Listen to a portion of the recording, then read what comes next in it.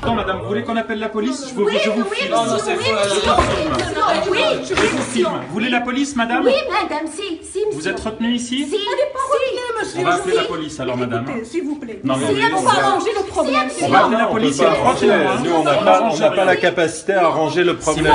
Bonjour, bonsoir mesdames, messieurs, mesdemoiselles, restez bloqués à Casablanca et Rabat sans visa. Nous allons en reparler du scandale esclavagiste qui porte atteinte et à l'image du royaume et à l'image de la femme de ménage marocaine. Mais avant de casser l'ambiance, j'aimerais vous dire merci de me rejoindre dans des conditions un peu spéciales ici à l'université Saint-Joseph de Beyrouth où j'ai l'honneur, voire le privilège de représenter toute l'équipe de Le Moyen de l'Info au forum Médias et Jeunesse.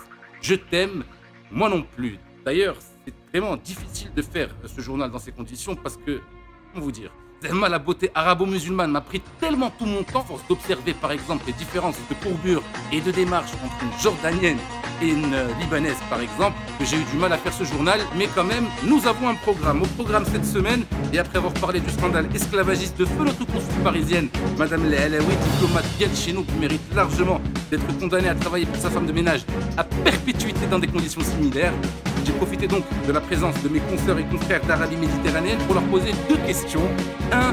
Comment note-t-il sur 10 l'état de la démocratie dans nos pays arabes?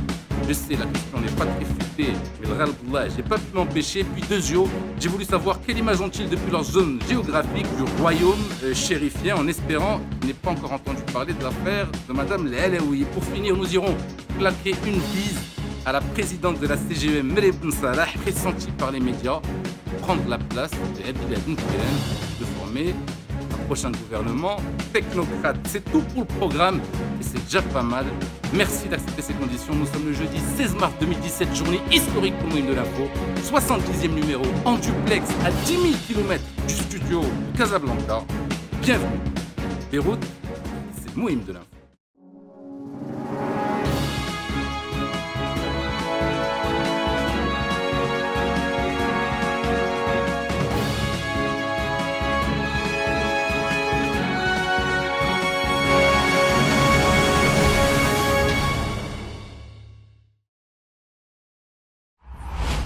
On commence donc ce journal, mesdames, messieurs. Alors, pour la première fois de notre histoire, on va parler de personnel de maison. On appelle aussi bonne à tout faire du lundi au dimanche, de 6h du matin à 1h du matin dans ce cas précis. C'est l'histoire de la semaine, voire de l'année en cours. On écoute le témoignage de cette femme de ménage et on revient tout de suite. Salam alaikum, أنا سميرة الغناوي. اتصلت بيا مدام العلوي، كنت خدامة في الدار البيضاء وقالت لي واش يمكن لك تجي معايا لفرنسا. ها شحال غادي تشدي في الشهر اللي هي 1,080,000 ريال في الشهر، ساكنه واكله شاربه، عندك كونطرا فيها عام ونص، ملي غتسالي العام ونص غادي نزيد معاك عام ونص وحده اخرى هي 3 سنين. وصوب داكشي كله ديالي وقطعت البيي وقالت لي غادي ندير لك كارت دو سيجور، يمكن لك تجي المغرب فوق ما بغيتي. ملي وصلت للدار باش سنيت على الكونطرا قالت لي اجي نقول لك شنو عندك فيها. قلت لها شنو عندي فيها؟ قالت لي ما تخرجيش وما تهضريش، صرفي على راسك وتفيقي 6 الصباح وعندك شهرين ستاج. من نهار اللي جيت عندها السيمانه كلها من 6 الصباح حتى 12 وحده الليل وانا فايقه وانا واقفه على رجل، والسبت والحد زايده تماره على السيمانه كلها. خاصني نطيب ونعجن ونصبن ونخمل وندير كل شيء، وندير لها المساج هي، ونقابلها فاش تكون كتغسل وندير لها المساج ونصوب لها شعرها. وشكرا ما كنسمعهاش منها، حتى شكرا ما كنسمعهاش منها. ملي كنقول لها كتقول لي راكي كتشدي علي 1,5 مليون في الشهر. واش هادشي عباد الله قانون؟ وهادشي دابا حق؟ واش حق على واحد يجيب على ناس يجيبوا مواطنه معاهم من بلاد وحده من بلادهم ويتكرفسوا عليها بحال هكا؟ قلت لها عطيني الحقوق ديالي، الا ما بغيتينيش عطيني الحقوق ديالي وصيفط ونمشي بحالي. قلت لي ما عندكش الحقوق، ما عندك حتى شي حق، ما عندك. وإلا ما بغيتيش غادي نصيفطك في الصندوق، إلا ما بغيتيش تمشي حية غادي نصيفطك في الصندوق. Merci la régie, hein. Comme vous avez pu l'observer, on a préféré ne pas mettre de traduction sur les paroles de la femme de ménage. Non, sait-on jamais que cette vidéo soit vue partout dans le monde. Non, je dis Madame Lehalaoui a au moins un demi-siècle d'avance sur son temps. Je veux dire, un personnel. Il n'a pas le droit de manger tous les jours. Il doit travailler 7 jours sur 7, 19 heures sur 24. Ça sera possible un jour, mais avec des robots, pas avec des êtres humains, Madame Lehalaoui. Je sais, vous êtes avant-gardiste, mais à ce point, non. Question. Que se passera-t-il maintenant pour Madame Lehalaoui? Sera-t-elle jugée à Paris, en France, pays des droits de l'homme et des femmes de ménage, ou sera-t-elle jugée au Maroc par un tribunal spécial, étant donné que c'est une diplomate marocaine? Réponse dans un très proche avenir, Inch'Allah. On continue ce journal, mesdames, messieurs, en compagnie de journalistes du monde arabo-méditerranéen. Comme tabarakallah alina, la liberté d'expression chez nous est un exemple dans le monde entier. Je leur ai posé cette question.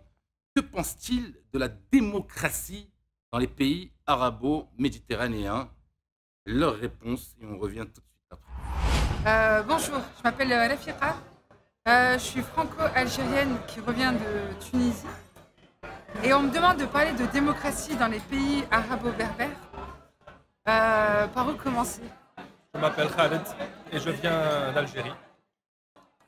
La démocratie dans le monde arabe, c'est un concept qui vient de loin, qui nous est totalement étranger.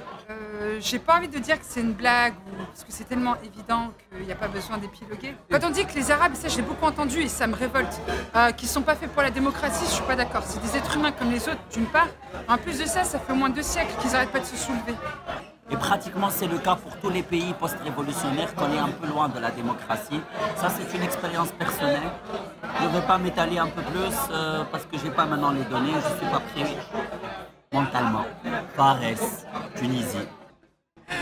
J'en sais rien. 1,5. 2. 1 sur 10. Dans le monde arabe, ce sera 1 sur 10. Pour la Tunisie, on dit 3 sur 10. Oui, président, comment allez-vous? Bien, bien, oui. Pardon? Que je donne moi une note à la démocratie au Maroc. 8 sur 10, 9,5 sur 10, président. Alors là, il y a les mettre. Ah oui, si on se met à cracher dans la soupe, nous, Al-Mouhim de l'info, ça serait fou. Nous sommes un exemple de démocratie dans le monde arabe, président, quand même. Oui, on ne parle pas encore en dirigeant.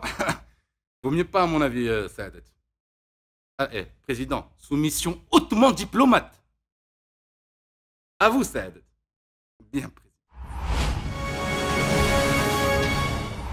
Alors, j'ai pas pu m'empêcher le ras-le-bas de demander à mes confrères et consoeurs de donner leur avis sur nos institutions. Quelle image nos voisins arabo-méditerranéens ont-ils de nous? Sont-ils jaloux de notre royaume? Sommes-nous le pays arabe le plus envié de la région méditerranéenne du Sud? Élément de réponse en image. J'ai l'impression, pour parler du royaume du Maroc, qu'on est, alors de l'extérieur, hein, peut-être que je me trompe, mais qu'on est à la fois sur une société assez conservatrice et qu'en même temps il y a des mouvements qui vraiment commencent à naître sur des gens qui publiquement expriment leur désaccord vis-à-vis du jeûne pendant le ramadan, etc. Et donc on est un peu sur une confrontation de 2 modèles de société. Il y a quand même la notion, la dimension sacrée. Et donc, pour moi, en tant que système de gouvernement, ça m'est très étranger. Moi, je pense que c'est un symbole du soft power. Je pense que c'est pas par hasard que le Maroc est le seul pays où il n'y a pas eu les dites révolutions arabes ou printemps arabe. Les Marocains sont beaux, ils sont très convaincants. Quelle image j'ai par rapport au royaume du Maroc? J'adhère. J'aime bien le royaume du Maroc. Et j'adore mon roi, j'en suis fan. Vraiment, hein, je ne le dis pas comme ça, mais je suis fan de ce roi. C'est un roi branché que j'adore. On termine, mesdames, messieurs, avec cette spéculation qui peut rendre fou les plus démocrates des journalistes arabes. Meriem Ben Saleh, présidente hypothétique d'un futur gouvernement, en lieu et place de Si Abdillah Ben Kiran, quelle merveilleuse idée! Je veux dire, avec tout ce qu'on investit comme temps et argent, notamment en Afrique, penser comme un chef d'entreprise quand on est chef du gouvernement marocain, ça va nous changer du management à la Abdillah Ben Kiran. Non, refuser que l'USFP intègre le gouvernement après avoir concédé le perchoir à Habib Ben Melki, c'est inacceptable, si Ben Kiran. Vraiment, il faut savoir négocier, monsieur le... En plus, choisir entre un gouvernement vraiment démocrate et une femme présidente d'un gouvernement arabo-musulman, ne serait-ce que pour marquer l'histoire, je signe 2 fois sur le chèque en blanc, recto et verso. Voilà, merci infiniment de nous avoir suivis jusqu'ici au Liban. Merci à Saint-Joseph, rahimahullah, de nous accueillir dans son université. Je suis tenté de revenir au Maroc avec une seconde épouse dans mes valises, mais bon, avec la nouvelle Moudawana, à mon avis, je passerai pas la douane. Je vous donne rendez-vous maintenant dans une petite semaine pour un prochain numéro en studio. C'est le moment de l'info.